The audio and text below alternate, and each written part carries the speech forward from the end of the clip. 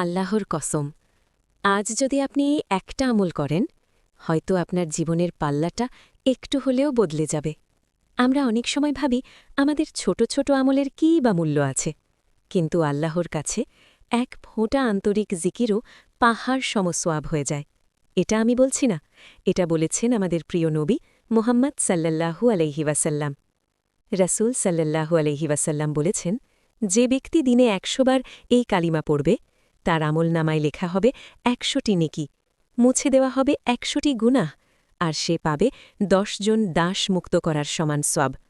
ভাবতে পারেন, মাত্র কয়েক মিনিট, আর আল্লাহর পক্ষ থেকে এত বিশাল প্রতিদান। শুধু তাই না, সেই দিন সকাল থেকে সন্ধ্যা পর্যন্ত শয়তান তার কোনো ক্ষতি করতে পারবে না। কি অদ্ভুত নিরাপত্তা, কি অসীম রহমত! আর শুনে রাখুন, সেই দিনের মধ্যে তার চেয়ে উত্তম আমল কেউ করতে পারবে না। তবে হ্যাঁ, যে ব্যক্তি এর চেয়েও বেশি বার এই কালিমা পড়বে, সে আরও বেশি নেকি অর্জন করবে। তাহলে চলুন এই মুহূর্তে থেমে যাই, মোবাইলটা একটু নামিয়ে রাখি, মনটা শান্ত করি, আর আল্লাহর দিকে ফিরে যাই। একসাথে পড়ি, লা ইলাহা ইল্লাল্লাহু ওয়াহদাহু লা শারীকা লাহ, লাহুল মুলকু ওয়া লাহুল হামদ ওয়া হুয়া আলা কুল্লি শাইইন কাদির। আরও একবার, চোখ বন্ধ করে, মন থেকে, লা ইলাহা ইল্লাল্লাহু ওয়াহদাহু লা শারীকা লাহ, লাহুল মুলকু ওয়া লাহুল হামদ ওয়া হুয়া আলা কুল্লি শাইইন কাদির। আজই ১০০ বার পূর্ণ করুন।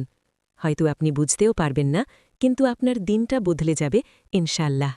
আল্লাহ আমাদের সবাইকে বেশি বেশি জিকির করার তাওফিক দিন। আমিন।